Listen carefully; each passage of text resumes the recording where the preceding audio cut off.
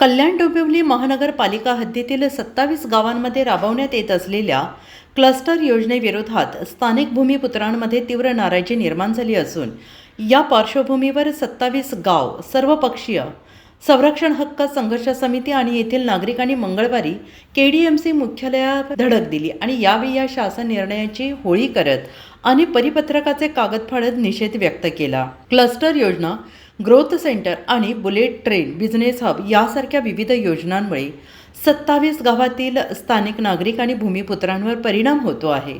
27 गावांचा विकास नाही, सुविधा नाही, मग मालमत्ता कराची सक्ती चालणार नाही अशी भूमिका यावेळी नागरिकांनी घेतली आहे। यावेळी मोर्चेकऱ्यांच्या शिष्टमंडळाने KDMCचे अतिरिक्त आयुक्त योगेश गोडसे यांची भेट घेत आपल्या मागण्या मांडल्या आहेत। यावेळी अतिरिक्त आयुक्तांनी शिष्टमंडळाचे म्हणणे ऐकत लवकरच KDMC महापौर आयुक्त, 27 गावातील लोकप्रतिनिधी आणि संघर्ष समिती यांची संयुक्त बैठक लावून त्यावर तोडगा काढण्याचे आश्वासन दिले असल्याचे अध्यक्ष सुमित वजे यांनी म्हटलं आहे।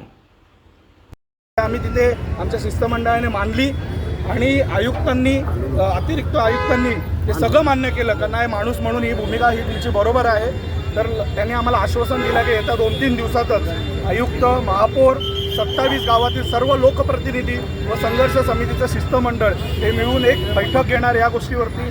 आणि क्लस्टरचा विषय असो किंवा टॅक्सचा विषय असो, या बैठकीमध्ये तो आम्ही मांडणार आहोत। ते त्यांचे कागदपत्र देतील, आम्ही आमचे देऊ आणि मग एक सविस्तर अहवाल बनवून तो शासनाला विचार करण्यासाठी तो सादर करणार आहे। आणि तोपर्यंत आम्ही रिक्वेस्ट केली का जोपर्यंत पॉलिसीज या क्लिअर होत नाही 27 गावांसाठी, तोपर्यंत कुठलीही सक्ती या 27 गावांवरती तुम्ही करू नका आणि जर करायचा प्रयत्न केला तर ती खपून घेतली जाणार नाही।